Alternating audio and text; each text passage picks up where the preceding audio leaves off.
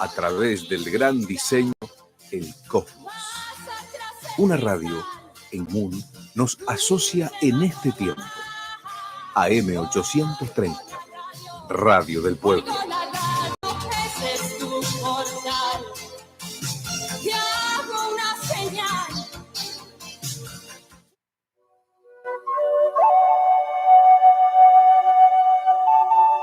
A la luz de Krishnamurti, mi único interés es hacer que los hombres sean absoluta e incondicionalmente libres. Conducción: Horacio Bello, con la colaboración de Raúl Carrere, Gustavo Litterman. Buenas noches, amigos, amigas. Un nuevo programa de A la luz de Krishnamurti en nuestra nueva etapa con nuestros acompañantes que van a ser permanentes. Raúl, que ya obviamente lo conocemos, Gustavo, que se comunicará, si Dios quiere, más tarde, y nuestro nuevo integrante permanente, que es Pablo Cruz. ¿Qué tal, Pablo? ¿Cómo te va? ¿Qué tal? Buenas noches a todos. ¿Qué tal, Raúl? ¿Cómo andás? Buenas noches, Horacio. ¿Cómo estás? Muy bien. También les queremos anticipar a los oyentes y a la gente que nos ve por las distintas vías que tenemos disponibles, que vamos a asumir como permanente también la invitación a distintas personas para que desarrollemos temas diversos, siempre a la luz de Krishnamurti. Bueno, y en este cambio de estética, de algún modo, también vamos hoy, por lo menos, a cambiar la costumbre de hacer una introducción al estilo de monólogo de mi parte, y le voy a dar participación a Pablo para que reflexionemos sobre algo que es interesante desde la perspectiva de nuestra vida cotidiana, y es aquello que tiene que ver con nuestros deseos, nuestras expectativas y el vínculo que tiene con la realidad. Sabemos que todo lo que tiene que ver con la enseñanza tiene un marco general que es nuestro mundo psicológico. Nuestro mundo psicológico es el que condiciona nuestra existencia para bien o para mal. Y en particular, las expectativas, nuestros deseos, nuestros quereres, tienen mucho que ver, obviamente, con eso.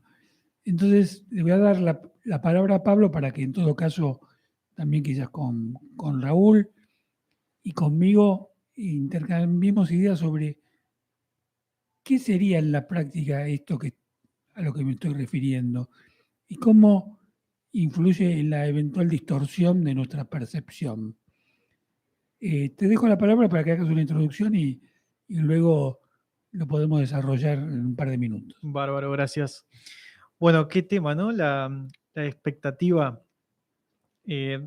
Desde que nos levantamos hasta que nos vamos a dormir, pasamos por un sinfín de decisiones o de intenciones, cosas que esperamos que se den de una determinada manera, cosas que hacemos para llevar nuestra situación, nuestra vida a determinada manera, y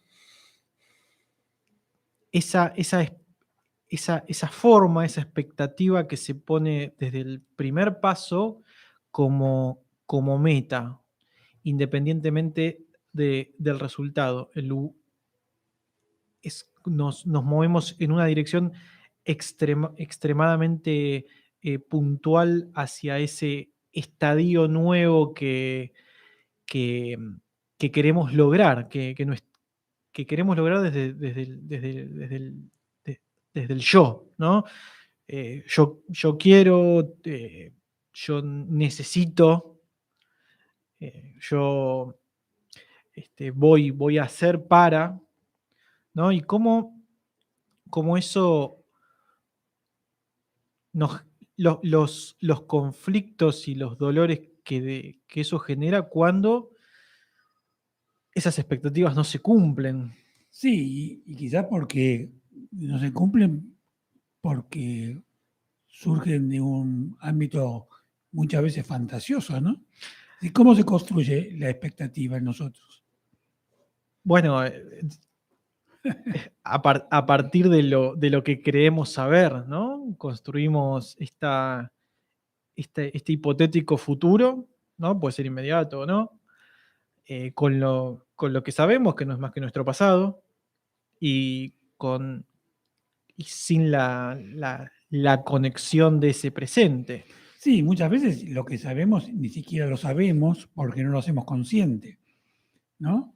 Es decir, hay muchas expectativas que se construyen como cosas descriptibles, pero que en realidad esa construcción se hace a partir de nuestro inconsciente. Por ejemplo, yo tengo la expectativa de casarme con una rubia de 1,80 m.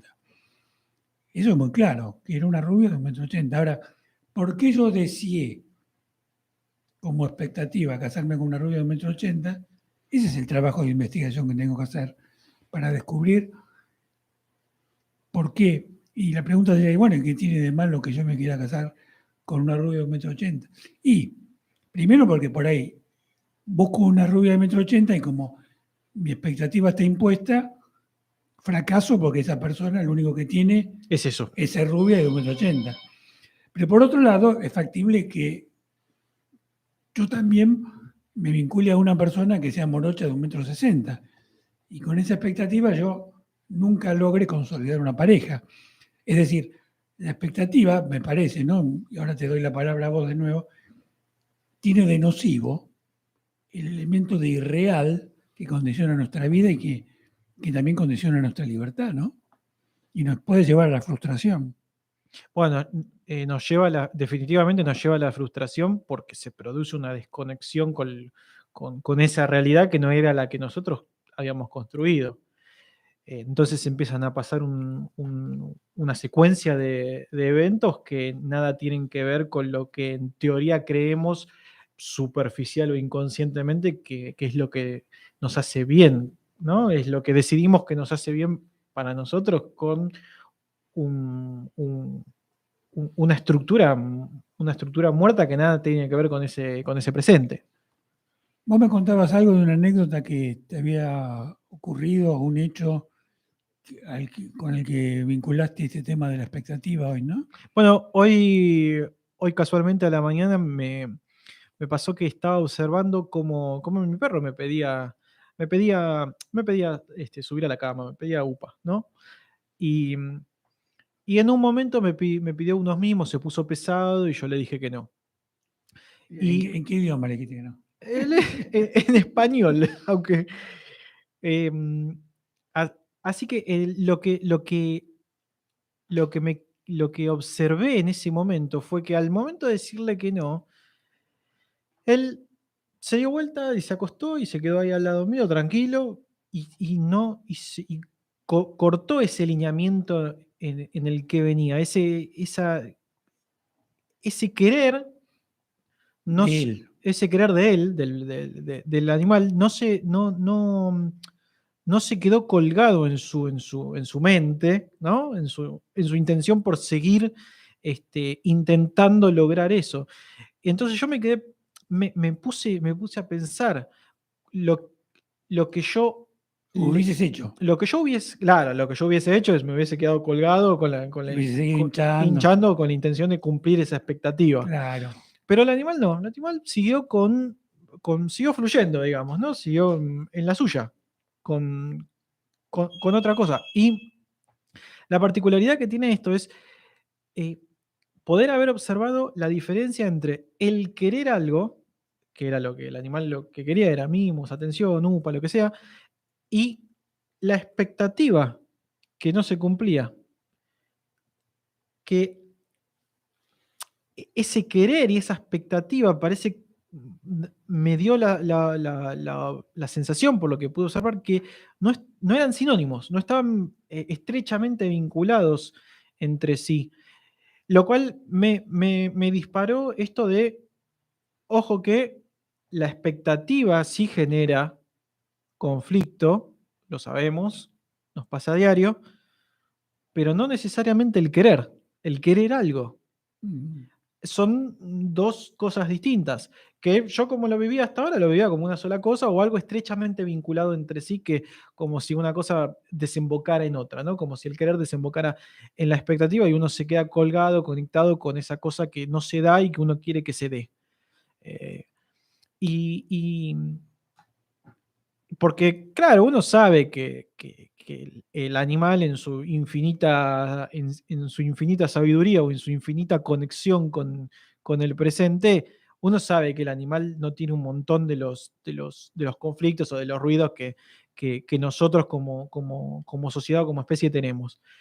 Y, y me ayudó el solo poder observar ese evento en particular que duró segundos, una diferencia notable e importantísima, como es la distinción entre el querer y la expectativa, ¿no? Sí, sí, es verdad. Y eso también nos marca la limitación que tenemos para ejercer nuestra libertad, porque la expectativa nos termina esclavizando No, alrededor de una idea, que muchas veces la idea no tiene que ver necesariamente con nuestra necesidad real. Y eso es lo más grave. no, definitivamente. Entre lo que necesitamos y lo que creemos que necesitamos, suele haber un abismo. Claro. Suele haber un abismo. Por eso es muy importante que trabajemos en la observación de la construcción, en este caso de nuestras expectativas, porque en esa tarea reflexiva podemos descubrir quizás cuánto de irreal hay en esa supuesta necesidad que quizás no sea tal. Y de ese modo poder construir una libertad o por lo menos un camino mayor a la libertad, ¿no? Sí, y no caer en reemplazar una expectativa por otra, Claro. que es una de los juegos de la mente, ¿no? Unos juegos más comunes de la mente. Unos juegos de la mente que tiene mucho que ver con el tema que estuvimos hablando la otra vez del amor, ¿no?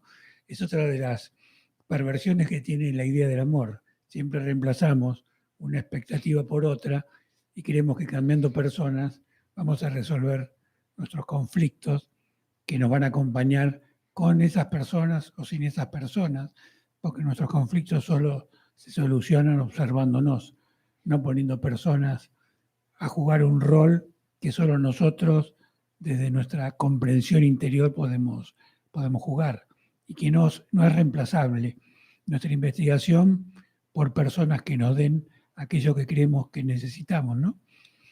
Definitivamente, y además teniendo en cuenta que esta trampa de depositar las esperanzas, por así decirlo, en un tercero, habla de esta limitación continua que tiene la mente por exteriorizar todo, Exacto, por exteriorizar. Todo lo quiere resolver de la puerta para afuera. claro.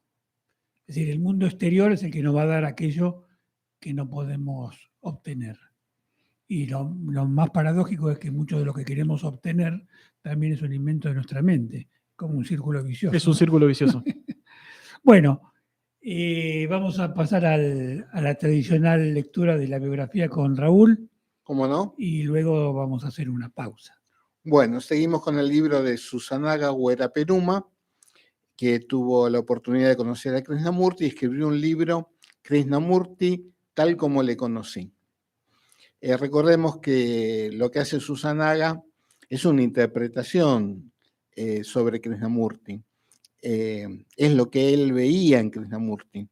Y quizás puede haber una distancia entre lo que Krishnamurti era y cómo Susanaga lo veía. Y seguramente la distancia existía, porque Siempre existe. nadie puede, digamos, unir lo que uno ve con la realidad de lo que es el otro, ¿no? Claro, bueno, por eso hacemos la aclaración, Claro. porque siempre hay una distancia. Entonces esto hay que tomarlo, creo que los abogados dicen, con beneficio de inventario, ¿no? Exactamente, algo sé de eso. Sí. Bueno, cada vez que Krishnamurti se subía a un escenario para hablar, su personalidad experimentaba una sutil transformación. Desaparecía su modesta timidez, adoptaba el aire del orador distante y no le importaba decir cosas que herían los sentimientos de sus oyentes. Le tenía sin cuidado el hecho de que las denuncias que hacía de los gurús y de sus sistemas de meditación ofendieran las susceptibilidades religiosas de sus devotos seguidores. Hablaba como un hombre poseído por un poder de comprensión que a otros le faltaba. Hablaba con cara seria y tono lento y digno.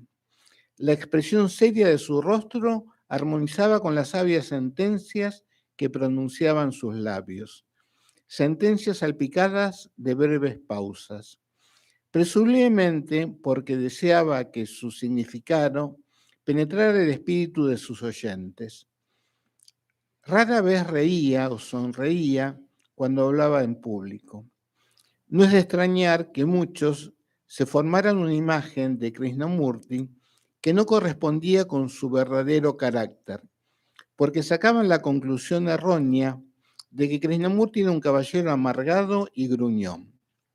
Es verdad que en ocasiones se mostraba melancólico y abatido, pero se trataba de estados de ánimo pasajeros, porque su rostro era como un calidoscopio de expresiones en permanente cambio que nos daba una idea de la variedad extraordinaria, de la vitalidad y la riqueza de su vida interior.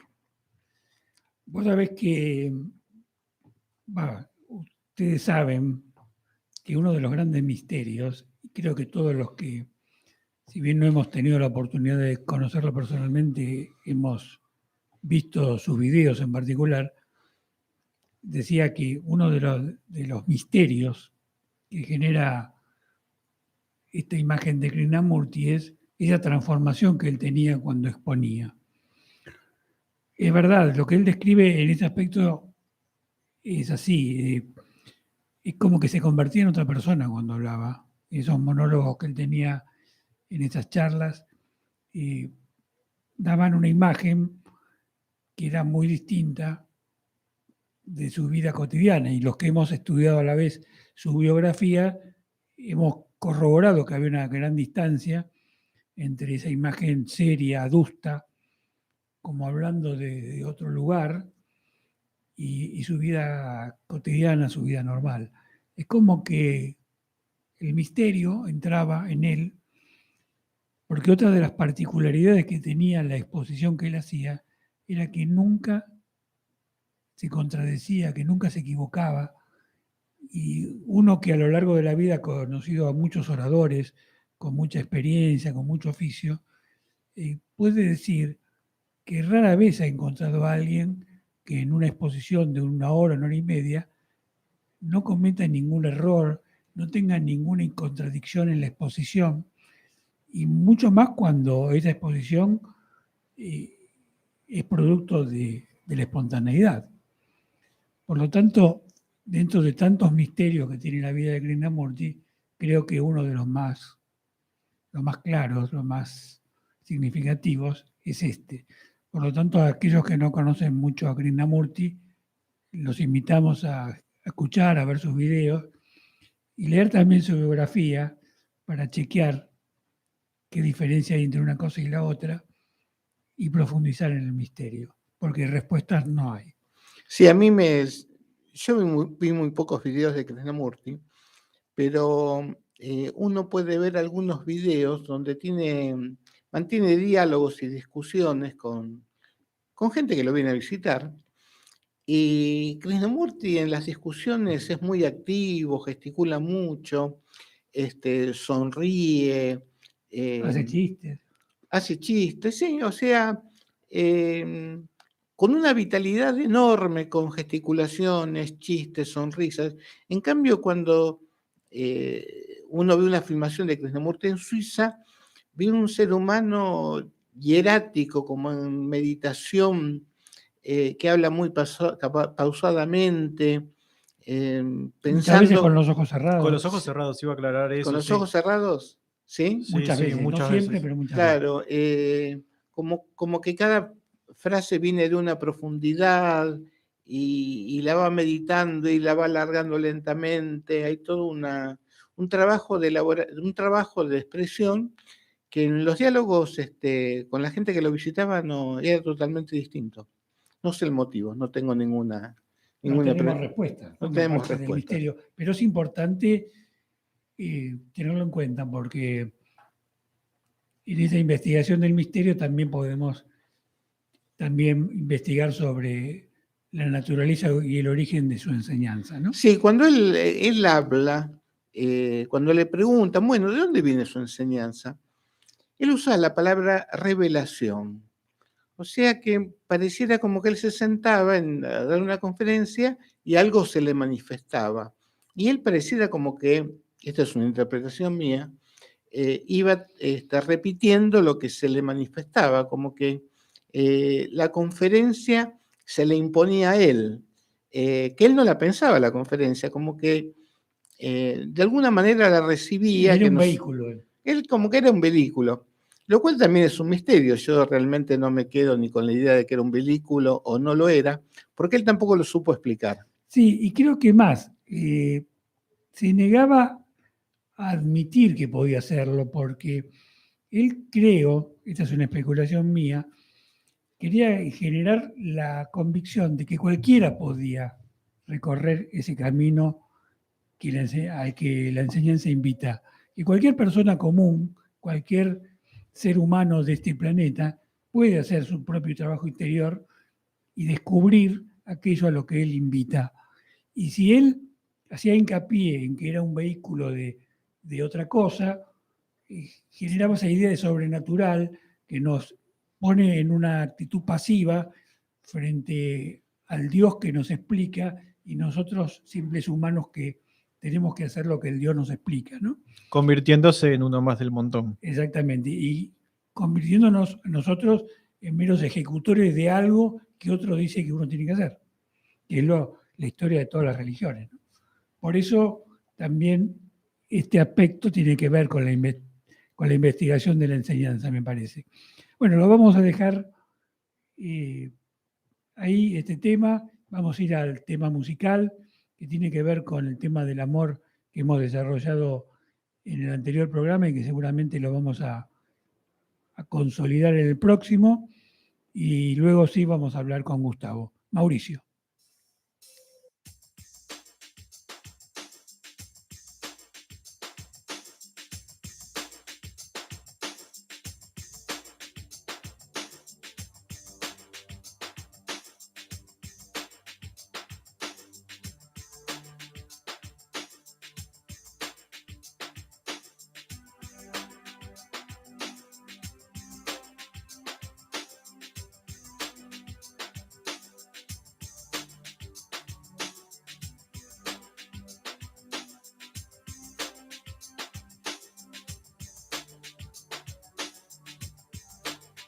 El amor después del amor tal vez se parezca a este rayo del sol.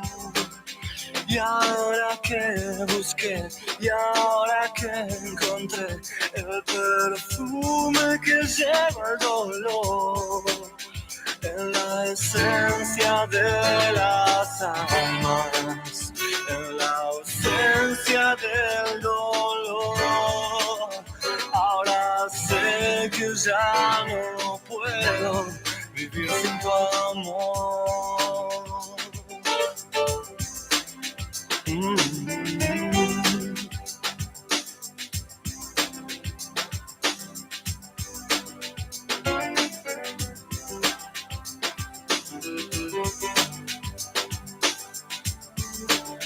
Me hice fuerte ahí donde nunca vi.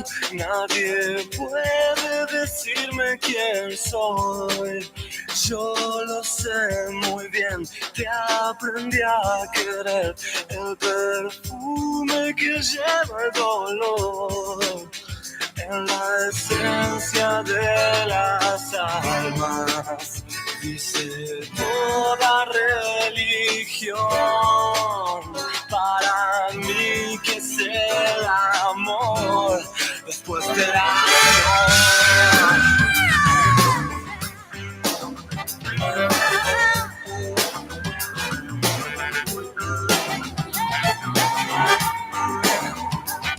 Bueno, muchas gracias, Mauricio.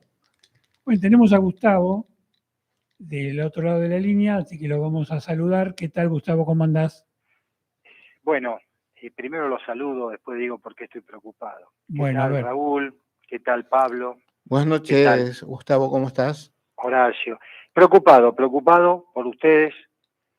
Tengo miedo que se caigan del paravalancha. Son 3 ahí arriba del paravalancha, se pueden caer, ¿eh? ¿Sí?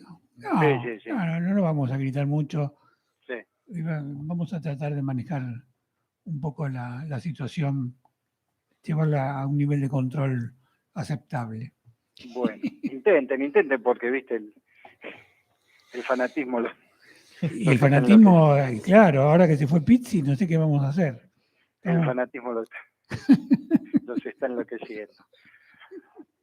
Bueno, ¿Qué decís, Che? A ver, espontáneamente decí lo primero que surge de tu espíritu. A ver, vamos a la espontaneidad pura.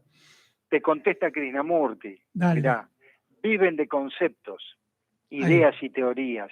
Ahí está. Y cuando abandonan ese terreno están completamente perdidos. Para que vean que no invento nada, página 97 de La persecución del placer, el despertar de la inteligencia. Una vez más, la energía da su veredicto. Así que mira, vos hiciste la pregunta, los oyentes pensarán que esto está arreglado y sin embargo no está para nada arreglado. ¿Mm?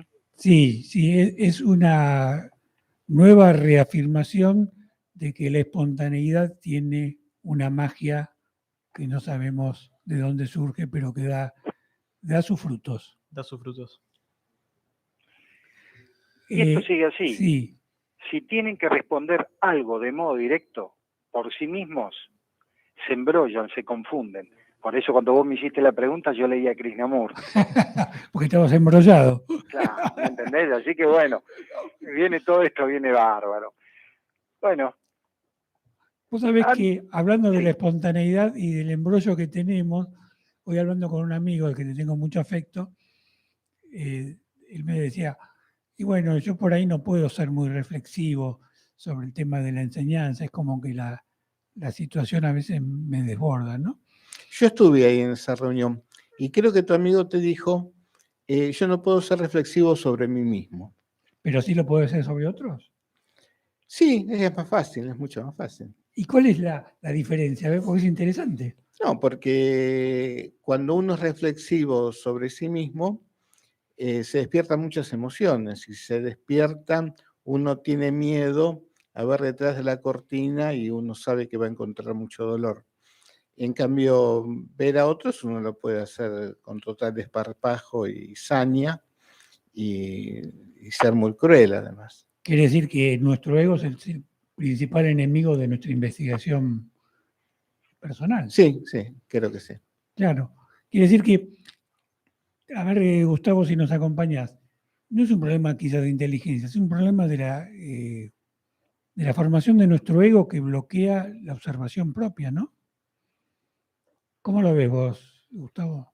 Y en un principio, lógicamente, el yo-idea, mi propia imagen, es autolimitante, ¿no? Ahora, si yo cuando capto en otra persona algo, indiscutiblemente esa captación, para entenderla y comprenderla, me está mostrando que yo estoy ahí, ¿no? Es decir, si yo de repente digo, fulano es celoso, porque evidentemente ese fulano me está reflejando que yo soy celoso. Tendré que investigar los celos. Claro, eso es muy cierto, pero también es cierto lo que decía Raúl, en el sentido de que como eso en principio no me produce dolor, quizás yo lo pueda ver con más claridad. Quizás en una segunda etapa de la investigación tenga que ir descubriendo qué de real y qué hay de autoimpuesto hay en esa observación que hago de fulano. Y cuando yo digo que fulano es celoso, ¿estoy diciendo que fulano es celoso o estoy de alguna manera, aunque sea indirecta, describiendo qué pasa con mis celos? Claro. Bueno, será que a mí en ese sentido siempre me interesó flagelarme, ¿no? Entonces, ¿Estuviste en un monasterio vos con unas pelotitas que te pegaban en la espalda, quizás? no sé, pero no, digamos, considero que quizás es una visión errónea, ¿no? de la investigación que tengo sobre mí, pero en ese sentido, y vos como amigo personal sabés que en ese sentido soy muy crudo y muy directo conmigo mismo.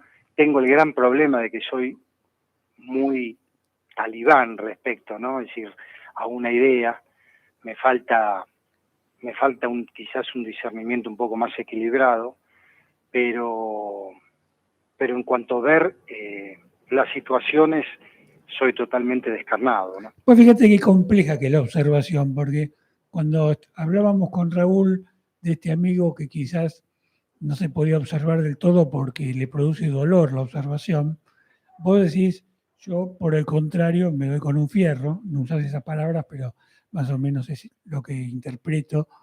Y ahí también uno se va al extremo, porque Claro. tampoco es cuestión de darse con un fierro, porque en definitiva vos te das con un fierro a partir de una idea que tenés de lo que tenés que ser. Entonces chequeás, comparás la idea de lo que Gustavo tiene que ser con lo que cree que es. Y ambas cosas son artificiales, sí. Y el dolor se usa como herramienta en ese caso. A través de vinculamos la observación la observación entre comillas de uno mismo a través como un proceso que necesariamente se tiene que dar o tiene que producir algún tipo de dolor. Bueno, Pablo, cambiar, ir encontrándose en lugares más profundos de uno, ir encontrando verdades, implica muchas veces justamente ese dolor del cambio, ¿no? Porque en cierta manera uno siempre intenta anclarse en lugares de seguridad y de comodidad, ¿no? Y cuando uno de repente trata de investigar a fondo, indiscutiblemente uno va abandonando permanentemente esos lugares de seguridad y de confort y se va internando en espacios internos mucho más complejos, ¿no? Donde de repente, más que respuestas, surgen preguntas, pero esas mismas preguntas son muchas veces dolorosas, ¿no? Porque, digamos, aplaudirse sería quedarse en un determinado lugar. Y uno lo que intenta siempre es seguir profundizando. Si bien es cierto que uno siempre va a profundizar desde las herramientas propias, y eso ya es un factor de distorsión. Sí, es como inevitable la distorsión, pero en la medida que uno lo observe, la puede ir corrigiendo siempre, teniendo en cuenta que todo lo que observamos es muchas veces provisorio, muchas veces parcial, para no decir siempre, ¿no? Claro. Pero si uno lo observa, lo ve con más frescura, porque no se anquilosa la idea que uno construye. Esa idea es provisoria, y la provisoriedad hace que uno pueda permanentemente alimentar la observación de otros conceptos que van justamente construyendo un ser dinámico, no estático, porque lo estático es lo que nos anquilosa. Claro. Pero bueno, siempre somos seres humanos, por lo tanto limitados, ¿no? Ahora, pero vos fijate qué juego difícil de palabras, ¿no? Todo lo que acabas de poner en una Claro, oración. porque las palabras son tan limitantes. Son tan limitantes, es un arma, terminan siendo un arma de doble filo, ¿no? Como esto de una observación que suena a una acción, a algo que hacemos, que en realidad no es así, porque en cuanto es una observación dirigida, por así decirlo, como si fuera una herramienta, como algo que nosotros poseemos, que podemos usar como si fueran nuestras manos, ahí es donde volvemos al mismo círculo vicioso, ¿no? Claro, porque las palabras nos limitan tanto que construimos una imagen a partir de la palabra que no es real, porque la observación te da la idea de que hay una cosa ahí que yo la miro, que en realidad lo que tendrá que ocurrir, y no tenemos a veces palabras para describirlo, que tendría que ser un mirar, que tampoco es la palabra, de lo que pasa adentro nuestro, ¿no? No podría haber un desdoblamiento entre la observación y lo que observo, pero las palabras tienen tantas limitaciones que nos impiden poder hacer una descripción fidedigna de ese proceso o de ese trabajo de investigación. Bueno, las palabras son símbolos y el símbolo de la cosa no es la cosa, ¿no? Eh, lo, lo, lo, mm, lo desafiante de todo esto es cómo a, a- a falta de una mejor herramienta, Un de instrumento, un claro. instrumento para poder abordar este tema, a lo único que nos podemos comprometer es a, a simplemente ver qué movimientos internos, qué cosas salen a flote, qué cosas surgen, qué cambios hay Claro, en pero son ese momento. mis Reacciones, reacciones, mis todo. emociones, mis sentimientos. Todo lo que podamos. Claro, Todo lo que podamos, sí. Y simplemente, bueno, ver qué pasa. Es un ver qué pasa, ¿no? claro, y más que describirlo, es importante observar esa reacción. Si yo tengo una reacción visceral, poder ver que esa reacción visceral que está operando en mí. Si tengo un ataque de furia, ver que tengo un ataque de furia. Porque O si lo intento justificar. claro, exactamente. Y si lo intento justificar, tratar de comprender por qué tengo esa compulsiva necesidad de justificarlo. Y de esa manera, en ese trabajo interior, puedo ir ampliando mi espectro de observación, ¿no? Claro, la observación no es más que percibir o estar atento a esos movimientos que van surgiendo, que algunos son extremadamente sutiles y otros son obvios, ¿no? Yo me acuerdo, y tanto Gustavo como Raúl lo deben recordar, que decía un gran amigo nuestro, Omar, en nuestras reuniones en el BAU, hace varios años, que la investigación de la enseñanza era como, cuando se, digamos, compartida, era como estar en un gimnasio, porque nuestra mente, nuestro cerebro o nuestra psiquis va ejercitando un modo para abordar las cosas que en ese ejercicio uno puede cambiar la manera de observar. Porque nosotros, entre tantos condicionamientos, tenemos un modo de observar. Cuando llegamos a un momento, en un momento dado en la vida, decimos, voy a estudiar la enseñanza de Krishnamurti, ¿no? Para poner una referencia. Yo ya tengo un modo de ver la vida, tengo un modo de investigar, tengo un modo de pensar. En la gimnasia que uno pueda desarrollar a partir de esta investigación, uno puede ir cambiando el modo, porque ese modo es el que nos permite ampliar la investigación y la profundización. Bueno, Gustavo, no sé si quieres agregar sobre ese tema en particular o querés abordar algo más. Yo creo que hay algo que uno tiene que prestar atención, que cuando uno observa, no solo debe autoobservarse como un objeto. Sí. Acá hay que sentir.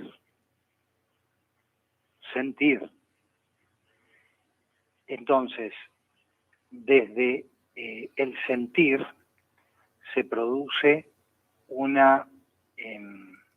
estado de presencia, un estado de unificación que va haciendo que el observador, lo observado y la observación se unifiquen, porque no nos olvidemos que cuando uno está supuestamente, fíjense en la trampa de las palabras, uno está observando Sí, que soy celoso, ya ahí hay una separación claro. entre quien observa y lo que está observando. Entonces, lo interesante de esto es la observación en ese instante donde estoy sintiendo, pero no separado, celos, enojo, codicia, carencia, sino soy eso.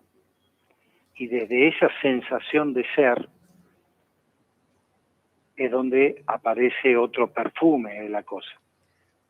Es Por muy, eso hay que impor- tener mucho sí, cuidado. sí, es muy importante esto que dijiste de sentir, porque en la medida que yo tengo adormecida mi capacidad de sentir, se, se pasa de largo la captación de lo esencial, porque para, para percibir lo que siento, tengo que tener desarrollada la sensibilidad, y no cualquiera la tiene desarrollada. Entonces, ese trabajo es un trabajo muy arduo, porque además para percibir lo que sentís, tenés que estar en condiciones psicológicas de bancarte eso. Claro, claro. Sí, y la mente esto lo percibe como un signo de debilidad, ¿no? Porque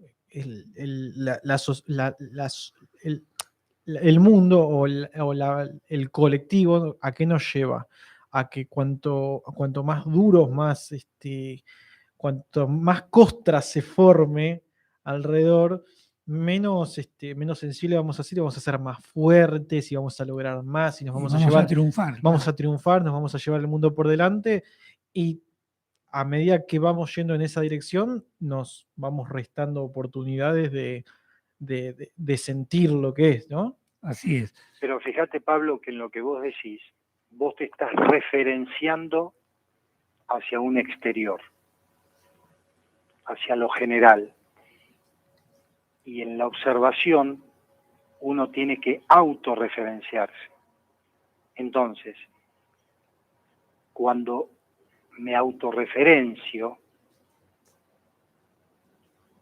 aparece esa energía que es la que permite observar. Ya no es que observo algo, sino que estoy referenciado a esa energía que me permite observar, que me permite respirar, que me permite ver, ¿no? Entonces es otra cosa, ya el órgano de la visión, por ejemplo, si estamos hablando de ver, el órgano de la visión no es, digamos, el ojo que está mirando para afuera, sino es aquello que permite ver. Por eso, cuando hablamos del tema observación, hay que ser muy también cauto de qué tipo de observación nos estamos refiriendo, porque creo que uno de los problemas que tenemos en la comunicación, los seres humanos, es que antes no aclaramos desde qué punto estamos observando lo que observamos. Sí, a veces damos por sobreentendidas muchas Claro. cosas y las malas interpretaciones terminan generando conflictos y a veces diferencias que son solamente cuestiones semánticas, ¿no? Sí, porque incluso desde donde estamos parados observando, vamos a suponer, uno puede pensar racionalmente un florero y la Sí. persona que tiene al lado lo piensa emocionalmente, entonces uno, no sé, va a decir, es un hermoso florero de cristal, y la persona que tiene al lado va a decir, es el florero de mi abuela, lo cual nos pone en dos mundos totalmente diferentes y es el mismo florero. Por eso en la comunicación hay que darse un tiempo para saber desde dónde estamos percibiendo. Eso, digamos, en la comunicación de dos personas. Pero cuando, digamos, entro en una observación profunda de mí mismo, tengo que ver desde qué lugar lo estoy observando, si es de un lugar enteramente racional, lo que podría estar relacionado con el objetivo, o si es algo emocional, si es algo relacionado con la sensibilidad, es decir, son distintos puntos que la observación puede establecerse. Sí, vos fíjate, cuando hablas del florero, vos fíjate interesante, porque es una de las demostraciones más claras de que la palabra no es la cosa. Porque en definitiva, el florero pasa a un segundo plano. Lo importante es qué despierta en vos el florero vinculado a tu abuela y qué despierta en el otro el florero como una cosa vulgar, berreta. Y cada uno va a tener una... Para que yo hablé de florero de cristal, nada de berreta. ¿Viste? Ojo. ¿Viste? Ahí hubo una reacción. Si uno puede estar atento tanto a su reacción como de algún modo a la reacción del otro en el diálogo sobre un objeto, cambia totalmente el ángulo del vínculo. Claro, El vínculo está referido a la reacción de cada uno de nosotros, no tanto el objeto. Si yo lo veo a Raúl, que me dice que tiene un sentimiento de celos, y yo en vez de observar qué es lo que a él le está pasando o el sufrimiento que está teniendo, voy a la idea que tengo yo de los celos, no me vinculo con él. Me estoy vinculando con mis ideas. Entonces, en ese vínculo con la idea, voy y le digo a Raúl, los celos están mal por esto, por esto, por esto, o están bien, porque en realidad, si vos no sos celoso, te van a terminar haciendo los cuernos, los extremos, ¿no? Pero en cualquiera de los dos extremos, no estoy generando un vínculo real de relación, porque estoy basándome en la idea en vez de la reacción de cada uno de nosotros.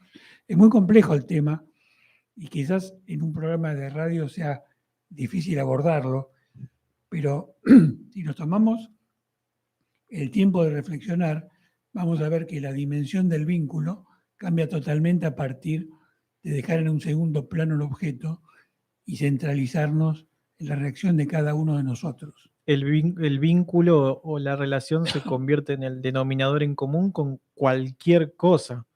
Con cualquier cosa, con el florero, con la imagen que vos tenés de Raúl o lo que sea, Claro. ¿no? Es lo que está, el vínculo, la relación, es lo que nos permite algún tipo de conexión con otra cosa o con el otro. ¿No? Es el denominador común en todos los aspectos. Es decir, sin el vínculo de por medio y la cualidad del vínculo y las diferencias entre un vínculo y otro, nunca estamos conscientes de qué tipo de conexión tenemos y con qué estamos conectando. Así es, así es. bueno, esto, sí. vos sabés que esto que estaban diciendo me llevó en el tiempo. Mi ex señora era muy celosa. Y yo recuerdo una gran discusión que tuvimos, yo explicándole que era el amor de mi vida, que era lo que yo había soñado como pareja. Y le dije, ¿está clara la situación? Y ella me dice, ¿quién es Clara? ¿Quién es Clara? Ya sabía que iba a ser un chiste malo de esos tuyos. Pero bueno. Pero espontáneo, fíjate que aparecen espontáneamente. De la Vamos nada. a aprovechar para tomarnos un minuto para cerrar el tema musical. Así respiramos un poco y hacemos un cierre de los últimos 5 minutos. Mauricio.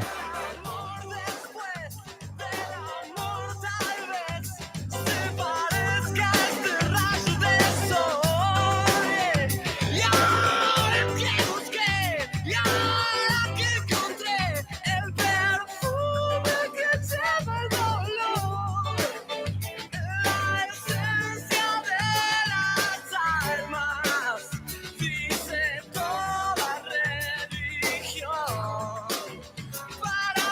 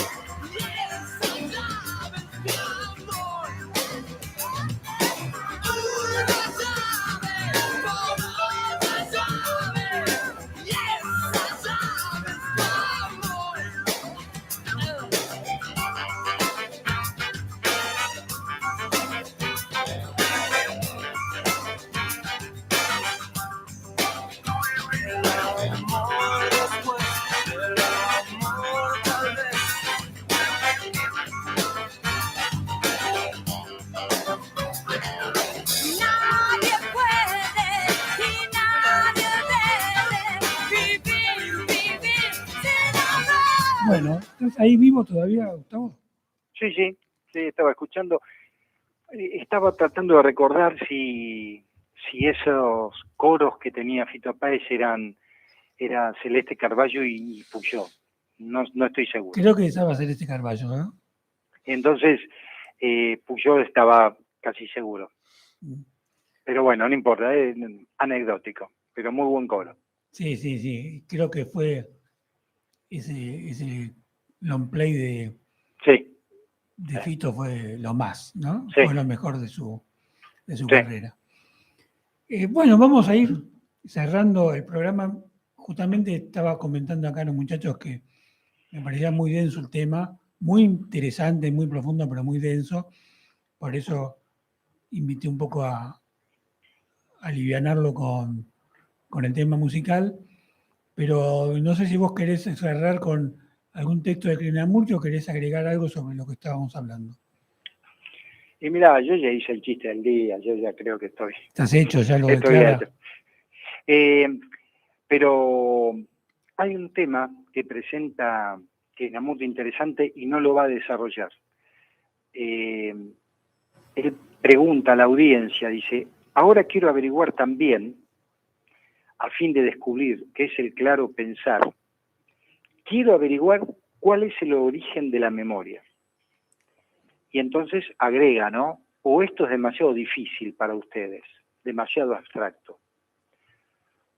Como un interlocutor le dice, es nuestro condicionamiento, dice Krishnamurti, no, me temo que voy demasiado rápido, lo siento. Muy bien, señores, discutiremos eso en otra oportunidad. Claro. Le cortó el rostro. Le cortó el rostro. Bueno, realmente es un tema realmente muy profundo, averiguar lo que él decía, ¿no? ¿Cuál es el origen de la memoria? Claro, porque vos fíjate que la memoria, obviamente no lo vamos a desarrollar en 4 minutos, pero la memoria tiene un componente histórico que creo que es el menos importante, que son los hechos que vos vas mandando al archivo. Y después toda la carga emocional de los hechos, que son los que realmente te van a condicionar. Pero lo interesante, entre comillas, de la memoria, es que uno cree que son los hechos los que Claro. influyen en tu vida como condicionante, cuando Claro. en realidad son las emociones inconscientes que están vinculadas a los hechos que producen nuestra conducta presente. Vos fíjate cómo la palabra vínculo sigue estando siempre presente, ¿no?